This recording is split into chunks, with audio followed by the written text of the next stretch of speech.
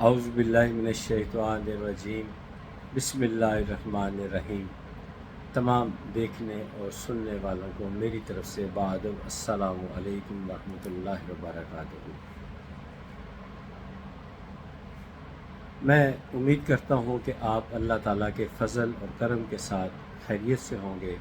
اللہ تعالیٰ آپ اور آپ کے اہل خانہ کو سلامت رکھے، صحت اور ایمان والی زندگی عطا فرمائے، انجام بخیر کرے، روز قیامت اللہ تعالیٰ بغیر کسی حساب کتاب کے ہمیں بخش دے، آمین ثم آمین۔ موت سب کو آنی ہے، کوئی اس چیز سے مبرہ نہیں۔ ایک واقعہ سنیے، اللہ تعالیٰ کے جو چند ایک بڑے مقرب فرشتے ہیں، ان میں ایک ملک الموت حضرت عزرائیل علیہ السلام بھی ہیں۔ وہ جب حضرت ابراہیم علیہ السلام خلیل اللہ جن کو کہا جاتا ہے، ان کی روح قبض کرنے کے لیے آئے تو آپ نے آمد کی وجہ پوچھی، تو حضرت عزرائیل علیہ السلام نے کہا تیاری کریں، اب آپ کی روح قبض کرنی ہے۔ تو آپ نے کہا اللہ کے حکم سے، تو جواب دیا جی اللہ کے حکم سے۔ تو حضرت ابراہیم علیہ السلام نے فرمایا کیا خلیل اللہ کے ساتھ بھی ایسا کرتا ہے، یعنی دوست کے ساتھ بھی ایسا کرتا ہے؟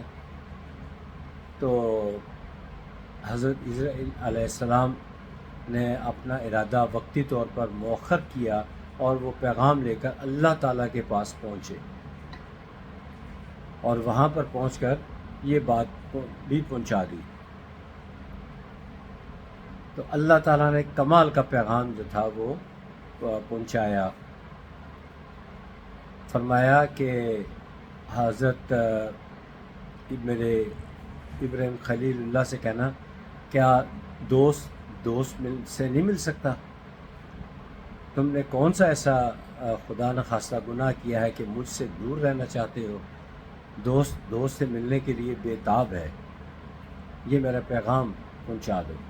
وہ پیغام لے کر جیسے ہی حضرت ابراہیم علیہ السلام کے پاس پہنچے تو حضرت ابراہیم علیہ السلام نے فوراً کہا، بلکہ بے تابی سے فرمایا اے اسرائیل، کتنا فاصلہ ہے اللہ تعالیٰ کے پاس پہنچنے کا؟ شاید یہ سوال بعض جگہ پہ لکھا ہے، بعض جگہ پہ نہیں لکھا، حالانکہ نبی کو کافی کچھ پتہ ہوتا ہے۔ بتا جی ایک پل بس کراس کرنا ہے تو آگے اللہ تعالیٰ آپ کے منتظر ہیں۔ تو آپ نے فرمایا مجھے فوراً اللہ تعالیٰ کے پاس پہنچا دو، میری روح قبض کر لو۔ اور پھر حضرت عزرائیل علیہ السلام نے ابراہیم علیہ السلام کی روح قبض کر لی۔ یہ مختصر سا واقعہ ہے۔ جن لوگوں کا مال و اسباب دنیا میں بہت زیادہ ہوتا ہے، یعنی دنیا سے معاف کیجیے گا، جن کا دنیا میں مال و اسباب بہت زیادہ ہوتا ہے اور وہ ان کو دنیا کی ہوس کشش ہوتی ہے، وہ ان کو دنیا سے جاتے وقت کافی دکھ ہوتا ہے، تکلیف ہوتی ہے۔ لیکن جن کو دنیا میں کوئی احساسہ نہیں ہوتا کہ ہمارا پیچھے اس دولت کا کیا بنے گا، یا گناہ بہت زیادہ ہوتے ہیں، تو وہ ڈرتے ہیں موت سے۔